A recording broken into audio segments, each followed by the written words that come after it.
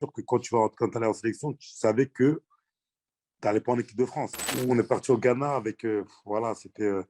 Et derrière, il s'est passé ce qui s'est passé avec l'entraîneur qui quitte le navire en pleine qualif, qui nous abandonne, on se retrouve livré à nous-mêmes. Tu sais, après, toi, tu connais les sélections africaines, tu te dis, Mm. bon, tu vas là-bas. À l'époque, moi, je dis bien à l'époque parce que ça a vachement évolué, tu vois. Ouais. J'ai vu notamment la dernière CAN, j'ai assisté pendant un mois avec l'équipe du Sénégal où j'ai vu que, voilà, ils avaient fait vachement de progrès par rapport à ça.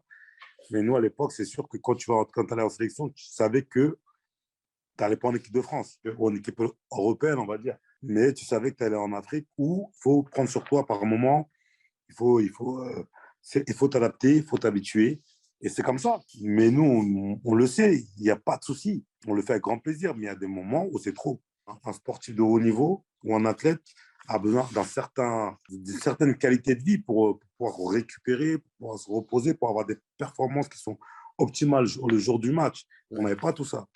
Tu vois, D'accord. on n'avait pas tout ça. Moi, tu donnes un exemple. Au Ghana, limite, je dormais dans un lit de camp.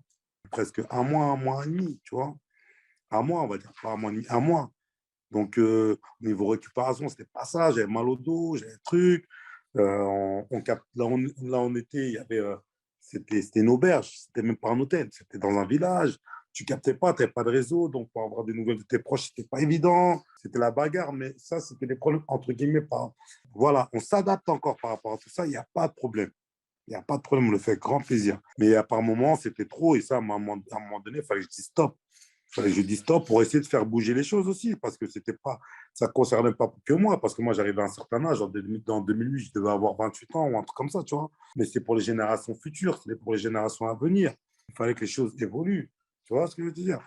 Et c'est pour ça que voilà, j'avais décidé de mettre entre parenthèses la sélection. Pour revenir après en 2010, je suis revenu en 2010, quand ils n'ont pas été qualifiés pour la CAN 2010, je suis revenu avec Amara Traoré. Mhm. Et voilà, après, ça se passait beaucoup mieux. Mais on voyait qu'on avait déjà évolué, progressé. Mais voilà, il fallait passer par là.